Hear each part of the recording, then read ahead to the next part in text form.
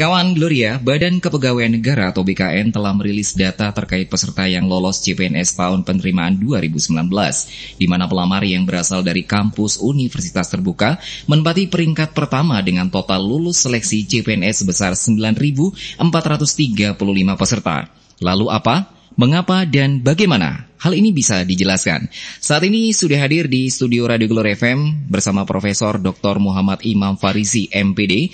Beliau selaku Direktur Universitas Terbuka Jember. Selamat sore, Assalamualaikum Pak Imam. Selamat sore Mas Dolon, Waalaikumsalam warahmatullahi wabarakatuh. Sehat ya? Alhamdulillah. Alhamdulillah, sudah lama kita tidak bertemu. Sekitar hampir satu tahun ya. Hampir satu tahun ya. Alhamdulillah untuk kesempatan di sore hari ini, pastinya ini juga mengobati rasa rindu kita semuanya dan ingin tahu tentang penjelasan dari UT Jember, dan ini memang topiknya sangat bagus sekali, kompetensi lulusan UT cetak CPNS terbanyak 2019. Seperti preface yang barusan saya sampaikan ini Pak Imam ya. Ternyata lulusan dari UT sendiri yang sudah total lulus seleksi CPNS sebesar 9.435 peserta. Ini memang angka yang cukup patut diperhitungkan ternyata UT. Membanggakan lah bagi kami. Membanggakan sekali. Nanti Pak Imam silakan tanggapannya seperti apa, karena memang ini adalah angka yang cukup luar biasa dan menempati peringkat pertama ini Pak Imam betul. Ya. Dan juga kita nanti akan bertanya kepada Pak Imam hal apa yang paling memungkinkan tren menjadi PNS ini menjadi salah satu lapangan pekerjaan yang paling diminati oleh masyarakat Pak Imam. Silakan disapa dulu untuk pendengar di Gloria FM Pak Imam. Ya, selamat sore para sahabat Gloria dimanapun Anda berada. Kita berjumpa lagi dalam acara talkshow gitu ya, bersama dengan Universitas Terbuka Jember seperti yang biasa kita lakukan setiap tahun. Ini yang kalau nggak salah ini sudah tahun ketiga ya Mas Dilon ya? Iya, insya Allah. Ketiga atau keempat ya, mulai 2018 ya, beri tahun ketiga ya. Iya, tahun ketiga. Alhamdulillah. Ya, alhamdulillah kita bisa menyapa kembali teman-teman sahabat Gloria FM. Nah, mengapa kami mengangkat topik ini? Terus terang ini lagi ramai Mas. Sekarang lagi trending topik di berita media online nasional. Hampir semua berita papan atas gitu ya, Kompas, Detik.com dan segala macam itu buat laporan tentang penerimaan mahasiswa CPNS 2019 dan alhamdulillah UT seperti yang sudah sampaikan itu menempati perguruan tinggi pertama yang penyedia calon pegawai negeri sipil terbanyak dengan angka hampir 10.000 Mas, 9.000. Setelah itu ada UGM dan segala macamnya. Mengapa ini bisa terjadi? Ada banyak hal yang menyebabkan mengapa lulusan UT begitu mudah gitu ya, begitu mudah dan dengan jumlah yang besar bisa diterima di formasi kepegawaian khususnya di pegawai negeri sipil. Yang pertama ini pasti yang menjelaskan betapa kualitas proses pendidikan yang diberikan oleh Universitas Terbuka kepada mahasiswa itu cukup bisa bisa dijamin gitu ya, bisa dijamin proses yang bagus itu pasti menghasilkan kualitas hasil yang baik. Tidak ada, ini ada sebuah adagium, tidak akan ada hasil yang mengkhianati proses. Jadi kalau prosesnya bagus, bisa dipastikan hasilnya akan bagus. Jadi ini pertama. Jadi proses pembelajaran di Universitas Terbuka walaupun dilakukan dengan modus pembelajaran jarak jauh, itu bisa menghasilkan lulusan-lulusan yang kompeten.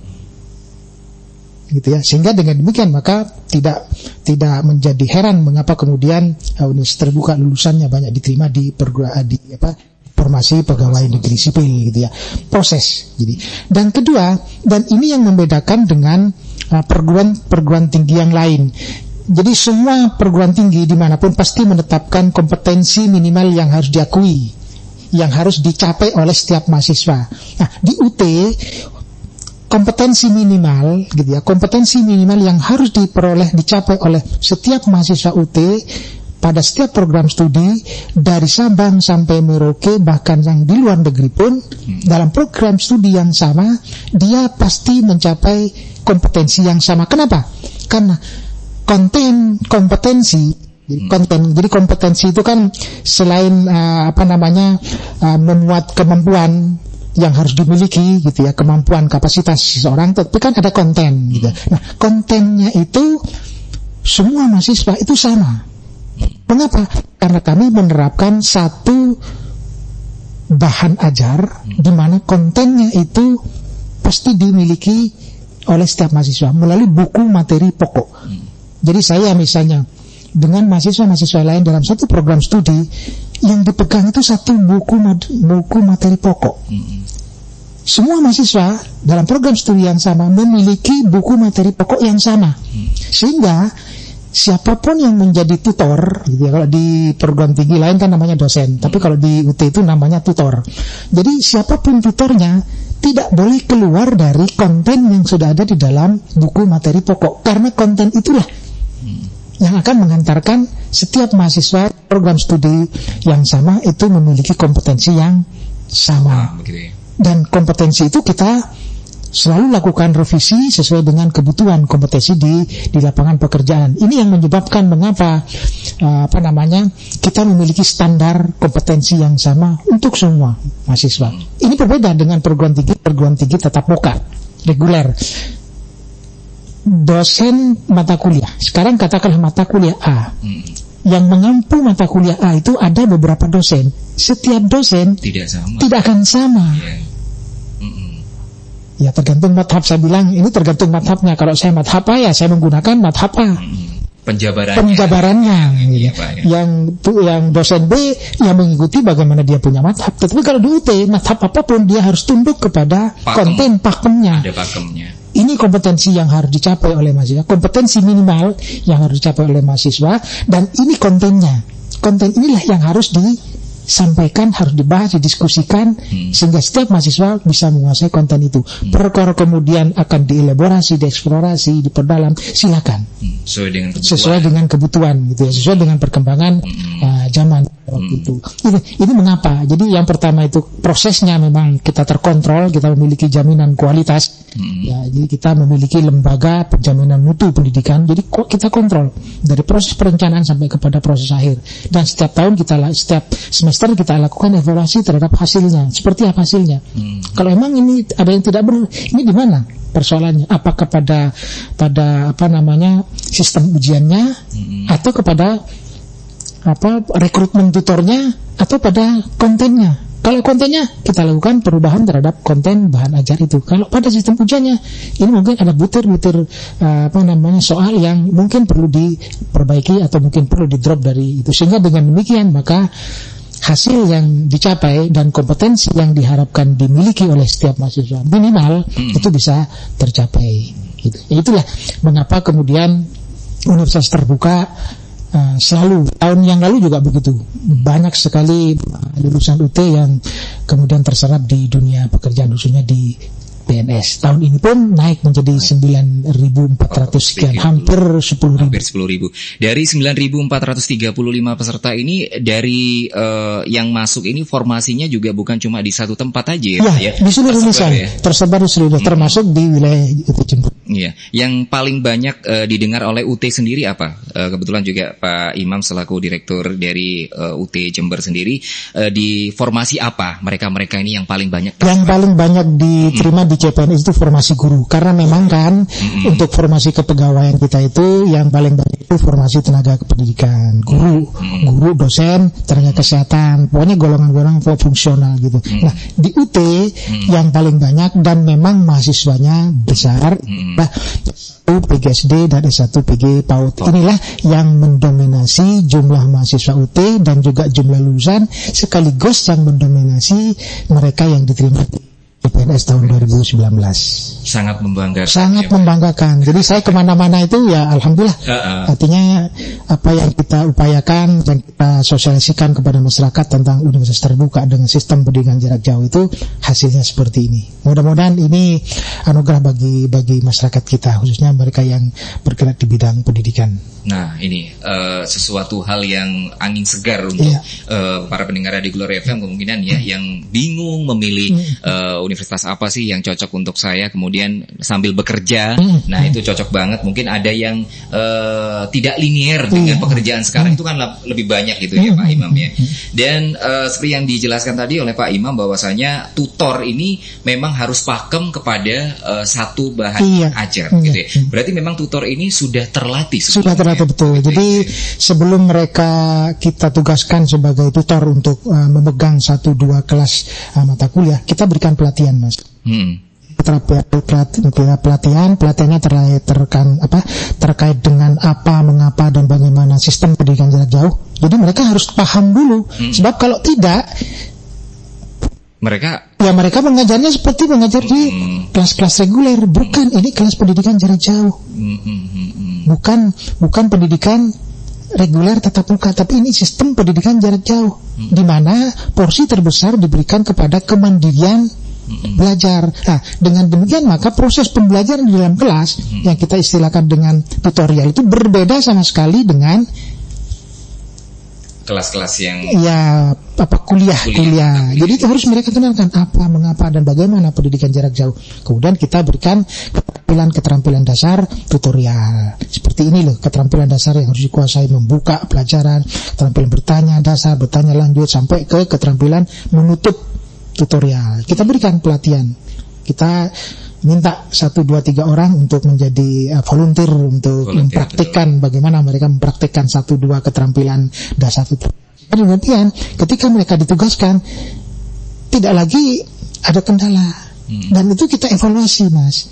Jadi setiap semester, setiap tutor itu kita evaluasi apakah yang bersangkutan itu masih layak dan patut dijadikan tutor. Kalau enggak, ya mohon maaf. Begitu ya Pak ya? Iya, jadi memang untuk semester ini Anda tidak bisa kita rekrut. Kalau Anda mau menjadi tutor lagi di jadwal sebagai tutor, Anda harus mengikuti pelatihan ulang untuk memperdalam kompetensi di bidang tutorial. Sehingga dengan demikian proses itu bisa kita jaga betul, dan hasilnya ya seperti yang kita saksikan bersama. Sekarang ada 9.000 sekian lulusan UT bisa terserap di CPNS. Ini demi kualitas. Ini demi kualitas, betul ya. Iya. Ternyata tren di masyarakat sendiri ini banyak yang menginginkan menjadi CPNS begitu ya. Dan ini sudah terbukti bahwasanya angka yang cukup signifikan seperti ini sudah tidak bisa diragukan lagi bahwasanya UT ini banyak mencetak calon-calon yang benar-benar sudah sukses masuk dalam berkompeten dalam CPNS begitu ya. Ini memang masih banyak ya Pak ya anggapan dari masyarakat bahwasanya CPNS itu benar-benar bisa menjadi peluang pekerjaan dan juga profesi begitu ya. Karena memang PNS itu peluangnya kan besar, Mas. Walaupun hanya sektor-sektor tertentu, bidang pendidikan, kesehatan itu yang banyak, tetapi peluangnya memang masih jauh lebih banyak dari sektor-sektor di luar PNS. Mungkin di masyarakat kita gitu ya, masyarakat kita yang namanya bekerja itu adalah PNS. Saya juga dulu begitu, Mas. Anggapan awal itu kalau tidak jadi PNS, karena apa? Terus terang saja, ini masa corona ini menjadi waktu pembuktian. Kalau CPNS itu kan stabil, Mas. Artinya kalaupun ada corona, tidak mungkin PNS itu dikurangi gajinya, dipotong sekian persen, nggak ada, jalan terus kan. Tapi kalau sektor-sektor yang lain kan, ya bisa dibayangkan seperti pariwisata, perhotelan segala macam kan, pengurangan karyawan. Kalau di PNS kan tidak ada pengurangan. Kalau gajinya sekian ya setiap sebulan ya dapatnya sekian.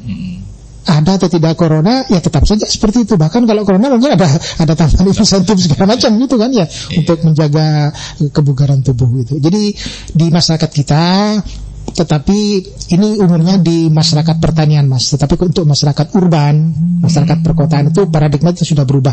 Yang namanya bekerja itu ya apapun yang menghasilkan sesuatu gitu. Tidak apakah hanya di PNS, enggak, di luar PNS juga. Mau gitu. Ini bagi kelompok urban, apalagi orang milenial gitu ya. Dengan munculnya ekonomi kreatif, mereka bisa masuk ke sektor-sektor ekonomi seperti itu. Dan lulusan UT pun juga di luar yang masuk dari CPNS juga banyak yang berkompeten. Banyak ya. Karena kami setiap semester selalu melakukan kegiatan pelatihan kepada mahasiswa. baik itu yang diselenggarakan oleh UT maupun itu yang diselenggarakan oleh kementerian. Jadi ada beberapa program pelatihan yang dikembangkan, misalnya dari Kementerian Koperasi gitu ya, dan Kementerian Pendidikan dan Budayaan itu setiap tahun ada program-program pelatihan. Tapi UT juga mengadakan program-program pelatihan untuk melatih menumbuh kembangkan entrepreneurship. Jadi jiwa dan keterampilan di bidang kewirausahaan, sehingga mereka begitu lulus dari UT, mereka tidak menggantungkan diri kepada pekerjaan yang disiapkan oleh orang lain. Jadi mereka harus bisa menciptakan lapangan pekerjaan apapun itu. Dan itu sudah kita lakukan gitu.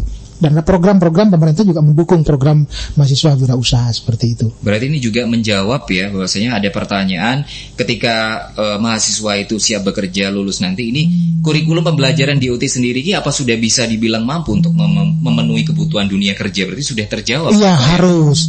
Tidak hanya UT, perguruan tinggi manapun itu harus selalu melakukan revisi perubahan terhadap struktur kurikulumnya sehingga dia bisa mengakomodasi kebutuhan pasar. Ini konsepnya link and match. Jadi link keterkaitan gitu match itu cocok gitu. Jadi kalau tidak begitu maka ya jangan diharap lulusan kita bisa terserap di dunia kerja gitu. Nah itu, ini boleh diangkat Pak, ada yang mau bertanya? Oh boleh, monggo. Baik, di sesi berikut ini ada yang mau bertanya kawan melalui jalur GSM, silakan. Halo, selamat sore, bincang bersama UT Jember. Iya, selamat sore. Assalamualaikum warahmatullahi wabarakatuh. Waalaikumsalam warahmatullahi wabarakatuh. Dengan siapa? Di mana? Saya Alfi dari Karangsari, Mas Dewan. Mas Alfi, Karangsari, Lumajang. Ini dengan bincang dengan UT Jember ya, Mas ya? Iya, benar sekali, Mas Alfi. Nah, ini saya mau menanyakan, ini menarik. Saya juga menunggu dari tadi, Mas. Oh iya. Menunggu karena sudah tahu informasinya dari Mbak Rini tadi pagi, Mas. Oh iya, baik, terima kasih Mas Alfi. Ada yang mau ditanyakan? Silakan. Iya, ini saya mau tanya yang pertama, untuk pendaftaran di UT seperti apa? Gimana pendaftarannya? Untuk yang kedua, jurusannya di UT itu apa saja? Mungkin bisa dijelaskan, Pak ya. Yang ketiga, untuk pembiayaannya Pak. Itu seperti apa pembiayaannya di UT? Terus yang keempat, untuk ini kan jarak jauh ya Mas ya. Nah itu untuk metode pembelajarannya seperti apa Pak? Mungkin karena saya sendiri insya Allah mau rencana juga seperti itu. Alhamdulillah. Ya, terima kasih waktunya Mas Dylan ya. Baik, nanti kalau misalkan kurang jelas bisa ditanyakan lagi Mas. Iya, baik, terima kasih Mas Alfi. Assalamualaikum warahmatullahi wabarakatuh. Waalaikumsalam warahmatullahi wabarakatuh. Baik, bisa langsung dijawab. Iya, terima kasih Mas Alfi. Mudah-mudahan setelah saya jelaskan ini langsung daftar.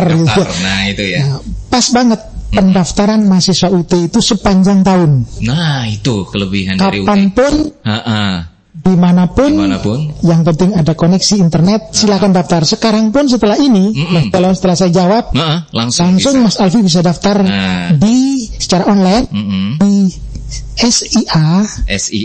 Tunggu dicatat Mas Alfi ya. SIA.ut.ac.id.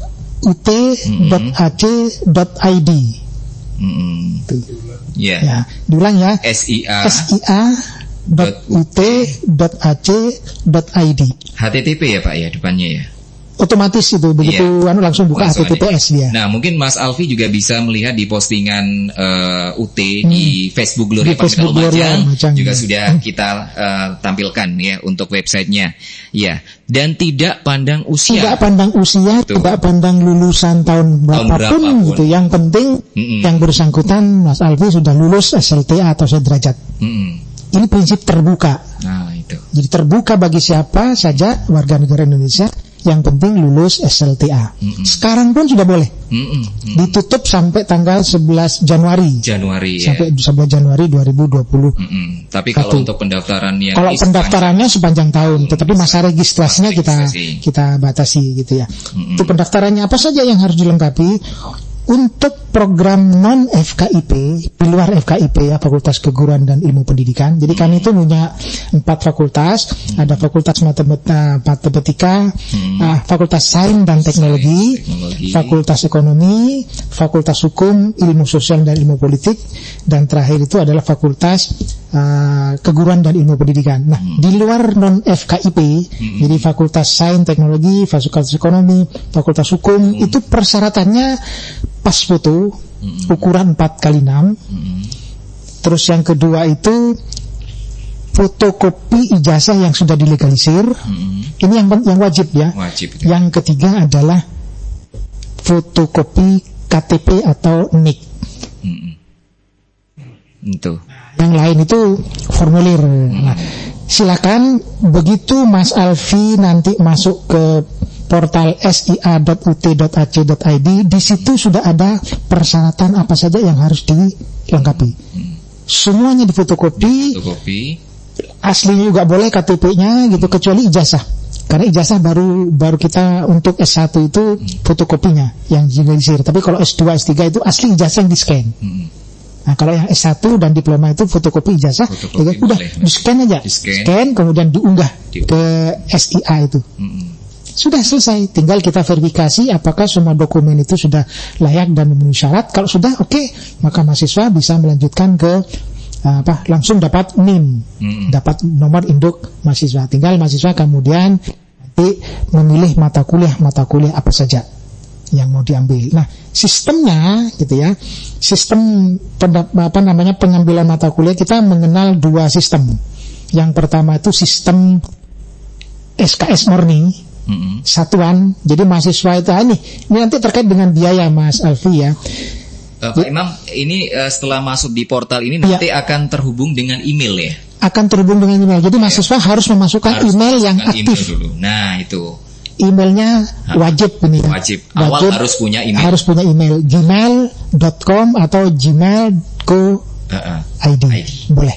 Itu harus aktif. Karena nanti setiap pemberitahuan kami terkait dengan proses registrasi itu sampai ke ujian nanti itu melalui email itu. Jadi mohon dipastikan Mas Alfi memiliki email yang aktif, ya gmail.com. Ya. Nah, pendaftaran itu pendaftaran menjadi mahasiswa, yang kedua itu pendaftaran mata kuliah. Nah, pendaftaran mata kuliah itu kita menggunakan dua sistem. Yang pertama itu SKS murni. Nah, SKS murni itu silakan mahasiswa mau ngambil berapa SKS pun. Ngambil 2 SKS misalnya, no problem, tidak masalah. Tetapi kalau mau mengambil lebih dari itu silakan, tapi maksimal 24. 24. Nah, yang kedua itu sistem paket. Kita mengenal istilah SIPAS. SIPAS ini juga berjenjang, Mas. Jadi ada SIPAS semi gitu ya, ada SIPAS penuh, terus ada SIPAS penuh plus gitu ya. Plus itu ada pelatihannya. Yang paling banyak diambil dan kami merekomendasikan ke Mas Alfi, pilih saja yang SIPAS semi. Biayanya berapa? Kalau untuk Mas Alfi kira-kira nanti mau masuk ke program studi apa? Halo? Ini yang belum. Ini belum ya? Terus ditutup ya? Jadi untuk misalnya ya D3 perpajakan sama D4 kearsipan itu 1.150.000. Murah, Mas. Itu sudah paket itu. Itu sudah paket tuh, sudah dapat sudah dapat bahan ajar penuh gitu. Terus S1 perencanaan wilayah dan kota itu 1.750.000. Tidak ada 3 jutanya, Mas. Ya. Yang ketiga itu untuk PGSD yang masukan sarjana, gitu ya. PGSD ini. Ya, PGSD yang masukannya itu 1 juta. Ya, yang non TTM ya 1.300.000. Untuk yang KPMN itu 1.600.000. Untuk S1 PG PAUD itu 2 juta. Jadi tidak ada yang 3 juta. Yang 3 juta itu yang SIPAS penuh. Nah, yang online gitu ya, itu yang program studi S1 masukan sarjana itu sampai 3.300.000. Tetapi biaya itu sudah mengcover semuanya. Full komplit. Jadi tidak ada lagi biaya biaya pembangunan kayak biaya apa, nggak ada kalau di. Jadi itu sudah ringkas seperti itu. Sudah ringkas seperti itu. Jadi uang kuliah tunggal itu sudah mengcover semua. Antara SIPAS dengan non SIPAS tadi itu ya, Pak ya. Yang non SIPAS itu kalau orang yang pasaran itu eceran gitu ya, kesatuan gitu ya. Silakan. Bapak mending saya mengambil itu, monggo silakan. Saya mampu semester pertama itu 10 SKS, ya sudah 10 SKS. Sesuai dengan kemampuan kantong gitu ya. Saya hanya punya 1 juta, Pak. Gimana saya mengambil 5 SKS? Silakan. Tapi semester depan tapi punya rezeki banyak, Pak. 24 silakan. itu berpengaruh pada biaya dan juga penyelesaian studi. Betul. Kalau yang sistem SKS murni itu kan ya saya belajar tuh ya pokoknya saya bisa belajar, saya tidak matok harus selesai 8 semester, enggak, karena di UT itu tidak ada sistem drop out. Kalau di perguruan tinggi lain jangan. Enggak ada. Lewat dari berapa 12 semester bisa dipecat itu. Mohon maaf Mas, kayaknya ini ya tidak cocok dengan kami, silakan keluar. Jadi ini fleksibel sekali untuk yang bekerja begitu ya Pak. Jadi kata kuncinya itu terbuka dan fleksibel. Nah, itu pembiayaan ya. Kemudian sekarang yang program studi ya. Program studi kita memiliki 37 program studi. Nanti Mas Alfi bisa melihatnya di website UT atau UT Jember. Nah, kalau UT itu tinggal ketik saja di browsernya itu ut.ac.id. Kalau Jember tinggal tambahkan Jember di depannya. jember.ut.ac.id. Cari program studi. Itu sudah ada. Sudah semua. Ada ini sudah termasuk akademis dan lain sebagainya. Ada di situ. Ada semua, ada 39 itu. Nah, itu dia. Kemudian bagaimana metode sistem pembelajaran? Ya, sistem pelajarannya kita itu terbuka dan jarak jauh. Ya, terbuka itu artinya ya saya mau belajar di kampus boleh, mau belajar sambil lesehan di kafe boleh, saya mau belajar di ruang kerja juga boleh, yang penting ada koneksi internet. Jarak jauh itu menggunakan media, artinya jarak jauh itu ada keterpisahan, ada perbedaan tempat gitu ya, dan waktu antara mahasiswa dengan tutor. Bisa jadi pada saat tutorial online itu berbeda tempat dan waktu. Betul. Yang dikenal dengan istilah asinkronus. Asinkronus itu antara tutor dengan mahasiswa beda waktu dan beda tempat. Maksudnya apa? Seperti kita melakukan komunikasi lewat WA, lewat Facebook, lewat Insta.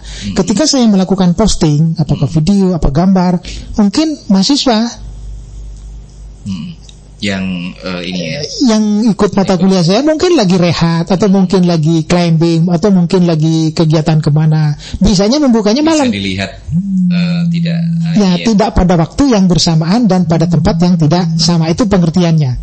Nah, tapi kalau mau yang waktu dan tempatnya sama, kita menyediakan apa yang dikenal dengan istilah tutorial.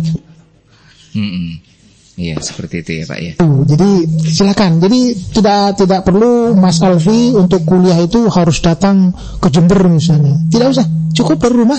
Yang penting memiliki HP, memiliki laptop, masuk ke portal tutorial model utama ya udah selesai udah. Iya.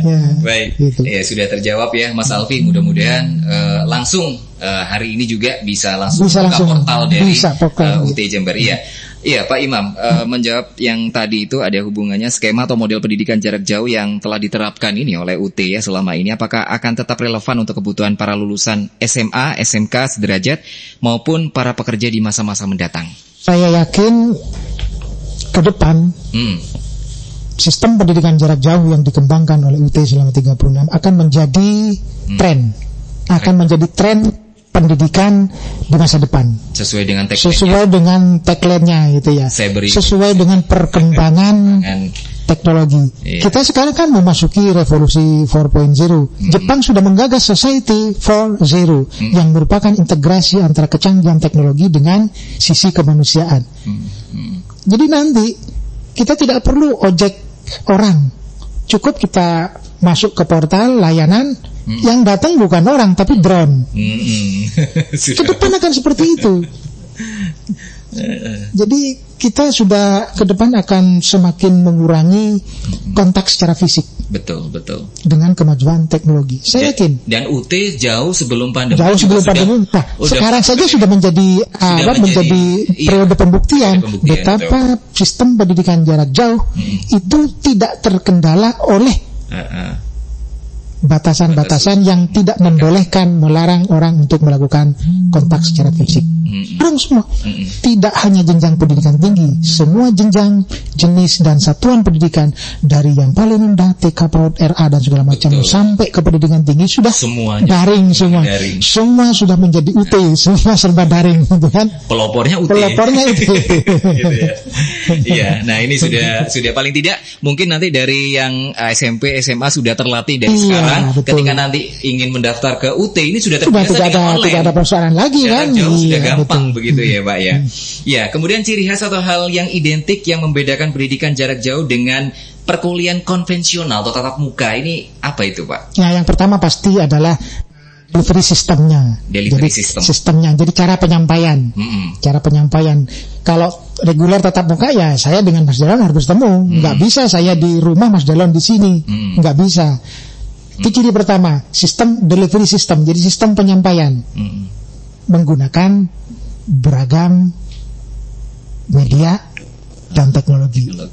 Itu yang pertama. Nah, yang kedua, struktur atau kalau dalam bahasa kerennya itu sintak gitu ya, sintak pembelajaran. Sintak pembelajaran antara tutorial dalam sistem pendidikan jarak jauh itu akan berbeda dengan sistem pembelajaran tatap muka. Kalau tatap muka itu masih banyak kehadiran dosen menjadi sangat penting. Karena dosen masih banyak kalangan masih menganggap bahwa dosen itu hal yang paling penting, walaupun sebetulnya kan sudah didorong mahasiswa untuk belajar mandiri, mempelajari referensi yang sudah diberikan oleh dosen. Tetapi dalam kultur pendidikan tatap muka kita, kalau tidak ada dosen, tak akan ada kuliah itu. Betul. Dosen tidak ada. Ayo kita sulit sekali mereka belajar. Kenapa? Karena tidak ada buku materi pokok yang harus dimiliki oleh setiap mahasiswa. Jadi mahasiswa itu hanya diberi referensinya ini A B C D, silakan kamu cari. Tapi kalau di UT nggak bisa begitu. Tidak ada bahan ajar, tidak ada buku materi pokok, tidak ada itu yang namanya sistem pendidikan jarak jauh. Karena itulah setiap mahasiswa wajib memiliki bahan ajar. Apakah itu membeli, apakah itu pinjam, itu lain persoalan. Tetapi mulai 1 tahun belakang ini mahasiswa wajib membeli bahan ajar. Kemudian apabila mahasiswa ini mengalami kesulitan, itu bertanyanya nanti melalui tutorial itu, melalui tutorial online, apakah melalui tutorial online, apakah melalui tutorial webinar, ataukah melalui tutorial tatap muka. Itu fasilitas yang kita berikan. Karena itulah Mas Delon, tutorial itu bukan sistem pembelajaran utama, tetapi dia merupakan bantuan belajar. Kok bisa bantuan belajar? Terus modus belajar utamanya apa? Belajar mandiri, independent learning oleh mahasiswa. Jadi sepanjang waktu mahasiswa, begitu mereka sudah menyelesaikan registrasi mata kuliah setiap semester, maka proses belajar sudah harus dimulai. Nah, tutorial hanya merupakan ruang bagi mahasiswa dan tutor untuk mendiskusikan, untuk membahas hal-hal yang dianggap penting oleh mahasiswa. Saya belum jelas. Saya harus diskusi, sebab peer saya tidak bisa menjawab ini. Jadi tutorial itu adalah ruang untuk mendiskusikan, membahas hal-hal yang bagi mahasiswa tidak bisa dipecahkan, tidak bisa dipahami dalam proses belajar mandirinya. Tutorial lah tempatnya. Berbeda kalau kuliah kan tidak, setiap konsep diajarkan kepada mahasiswa. Kalau di tatap muka, di pendidikan jarak jauh, contoh yang gampang begini Mas Delon. Katakanlah dalam 1 semester untuk mata kuliah A, ada 10 kompetensi yang harus dimiliki oleh mahasiswa. Di dalam sistem pendidikan jauh, tutorial itu tatap muka, apakah itu online, apakah itu web, tidak 10-nya itu harus dicapai dan didiskusikan di dalam proses tutorial. Tidak akan cukup Mas. Betul. Karena tutorialnya hanya 8 kali. Nah, karena itulah tutor harus mengidentifikasi, memilah mana kompetensi-kompetensi yang bisa dipelajari, bisa dilatih kembangkan oleh mahasiswa secara mandiri di luar kelas tutorial, dan mana kompetensi-kompetensi yang memang benar-benar harus dibahas, didiskusikan dalam proses tutorial. Karena menurut analisis dan pertimbangan profesional dosen, tutor, ini tidak mungkin. dicapai oleh mahasiswa secara mandiri. Sehingga dengan demikian bisa jadi 6 bisa dicapai oleh mahasiswa, yang didiskusikan, dibahas itu hanya 4 kompetensi. Itu perbedaan antara tutorial dengan perkuliahan. Sehingga kalau sampai terjadi pendidikan jarak jauh membuat mahasiswa sampai keteteran gitu karena kita tidak terbiasa. Karena apa? Semua kompetensi di dalam kelas reguler tatap muka dipindah ke ruang online dengan waktu yang terbatas, dengan situasi pembelajaran yang pasti tidak akan sama dengan tutorial tatap muka. Kalau ini yang terjadi, ya beginilah. Sebenarnya fleksibel ya. Fleksibel sekali. Kapanpun, dimanapun kita itu ya belajar gitu betul, ya. Kita betul. buka gitu. Nah, kesulitan atau ingin mendapatkan pendalaman lebih jauh terhadap apa yang sudah kita pelajari secara mandiri, disitulah tempatnya ruang tutorial. Jadi jangan dibawa semua materi, semua kompetensi ke ruang tutorial, tidak cukup waktunya. Dan memang tidak seperti itu desain proses pembelajaran di dalam sistem pendidikan jarak jauh. Kembali lagi ke mahasiswanya Betul. sendiri. Jadi jangan sampai tutorial itu mendistorsi, melangkahi belajar mandiri yang menjadi otoritas penuh dari mahasiswa. Kalau itu yang terjadi, tidak seperti itu pendidikan jarak jauh. Otonomi belajar mahasiswa, kemandirian belajar itu harus didukung, harus didorong melalui proses tutorial. Jadi jangan sampai mahasiswa itu menggantungkan diri pada proses tutorial. Itu salah kaprah itu. Nah, ini yang banyak tidak dipahami oleh teman-teman ketika masuk ke ruang pembelajaran jarak jauh. Iya. Kemudian kalau untuk ujian bagaimana di UT? Kalau ujian kita tetap seperti biasa, ujian akhir semester gitu ya, tatap muka. Mereka datang ke lokasi-lokasi yang sudah kita pilih, yang sudah kita tetapkan sebagai.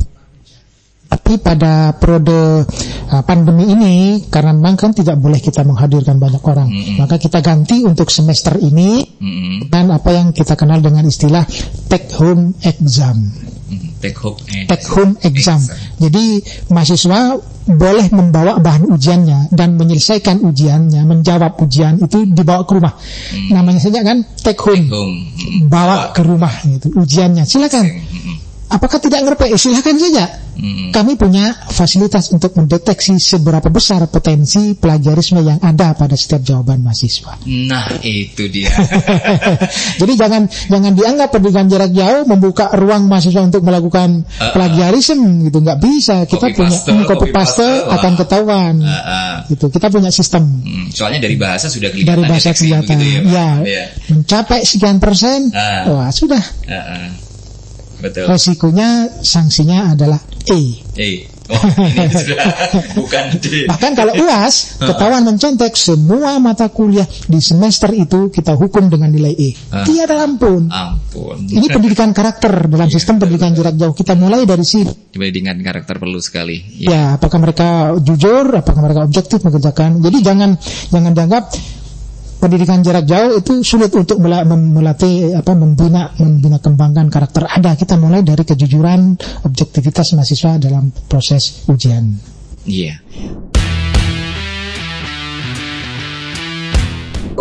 Mendikbud ini juga memberikan pesan saat sambutannya di Disnatalis UT kemarin ya. Beliau menuturkan bahwa tantangannya adalah bagaimana pendidikan jarak jauh tetap berkualitas, kaya makna dan memberikan bekal solid bagi mahasiswa. Ya, sekali lagi juga diperlukan sinergi yang kuat. Sinergi apa itu, Pak?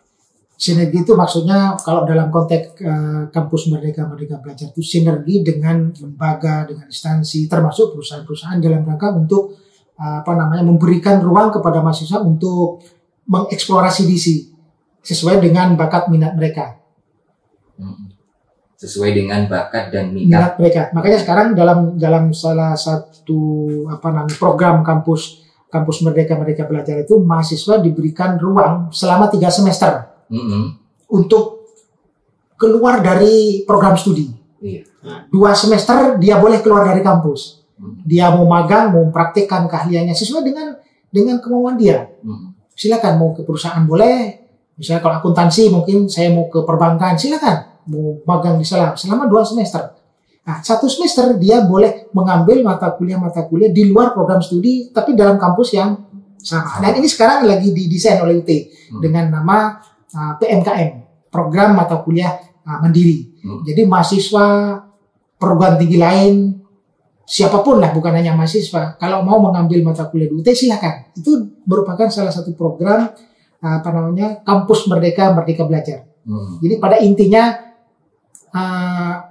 kementerian memberikan ruang yang terbuka, otonomi kepada perguruan tinggi, kepada mahasiswa untuk melakukan proses inovasi dan kreativitas diri melalui program-program di luar program studi. Jadi 2 semester dia boleh keluar kampus mengambil magang, program pertukaran mahasiswa dan segala program yang disiapkan oleh kementerian dalam rangka untuk itu mengasah keterampilan mereka di luar kompetensi, di luar mata kuliah yang ada di dalam program studi mereka. Begitu ya. Ini bagus sekali programnya, sehingga dengan demikian mahasiswa itu tidak seperti katak dalam tempurung. Dia hanya duduk manis pulang gitu ya. Ditanya hal-hal yang terjadi di luar kampus mereka tidak tahu. Dengan demikian, mengapa program ini penting? Sehingga pada akhirnya kembali lagi kepada konsep link and match. Sehingga dengan demikian, maka setiap lulusan dari perguruan tinggi manapun, termasuk perguruan tinggi di universitas terbuka, bisa terserap di dunia kerja, bisa juga menciptakan lapangan kerja baru yang mungkin belum ada. Betul. Iya. Kalau tempo hari juga Pak Imam sudah mengatakan bahwasanya ada yang usia 50 lebih ya Pak ya.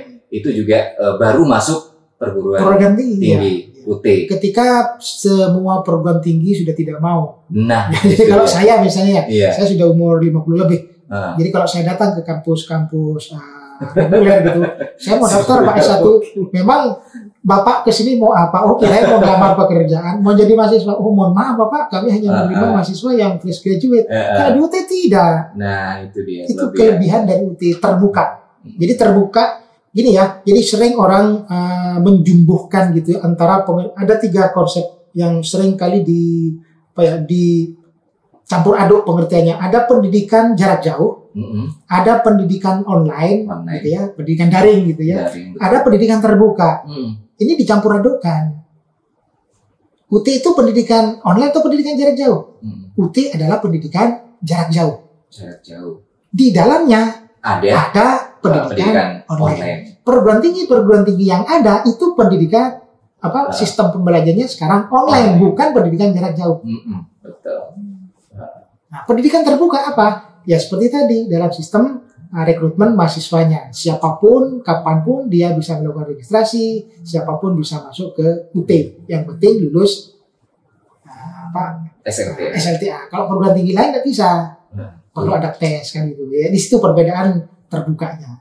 Baik, ini ada yang bertelepon via WA. Halo, selamat sore, bincang bersama UT Jember. Halo. Iya, terputus. Nah, ini di WA juga ada yang bertanya, Pak. Kalau tadi SIPAS itu dengan biaya paket komplit itu apakah juga mendapatkan alma mater, kemudian jas dan lain sebagainya nanti? Kalau jas alma mater itu tidak dapat. Tidak dapat. Itu di luar UKT.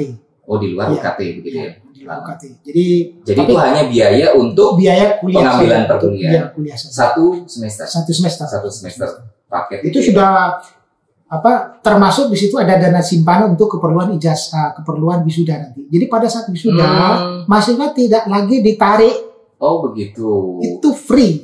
Sudah include di dalam UKT yang dibayarkan oleh mahasiswa setiap semester. Jadi di UT itu wisudanya nggak usah bayar. Jadi sudah diangsur dari dari awal. Jadi dapat toga, apa segala macam, dapat perlengkapan tas dan ya atribut-atribut lainnya itu free.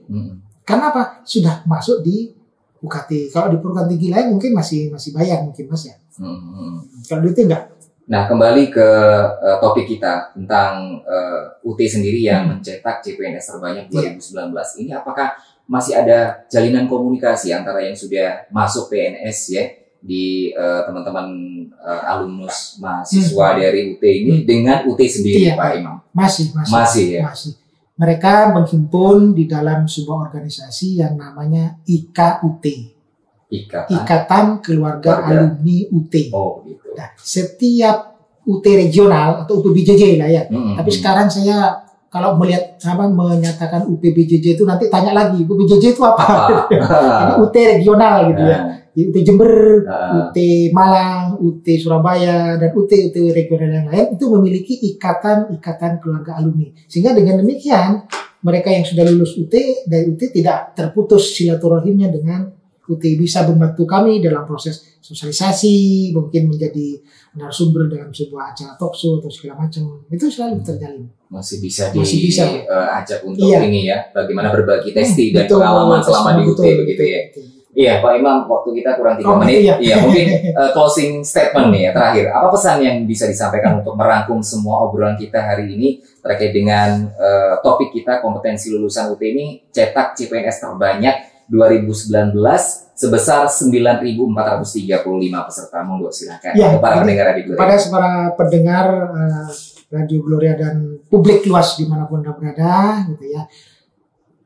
Jangan ragu dan jangan takut untuk masuk bergabung bersama kami dengan Universitas Terbuka, karena Universitas Terbuka adalah perguruan tinggi negeri yang kompetensinya tidak kalah dengan lulusan-lulusan perguruan tinggi lain. Karena kami selalu menjaga agar proses dan hasil pendidikan itu mencapai standar kompetensi minimal yang ditetapkan oleh pemerintah. Dan satu hal lagi, Universitas Terbuka adalah perguruan tinggi yang terbuka dan fleksibel. Terbuka dalam sistem rekrutmen, terbuka dalam sistem proses pembelajarannya, terbuka juga dalam ujiannya. Fleksibel, siapapun, kapanpun, dimanapun Anda bisa belajar.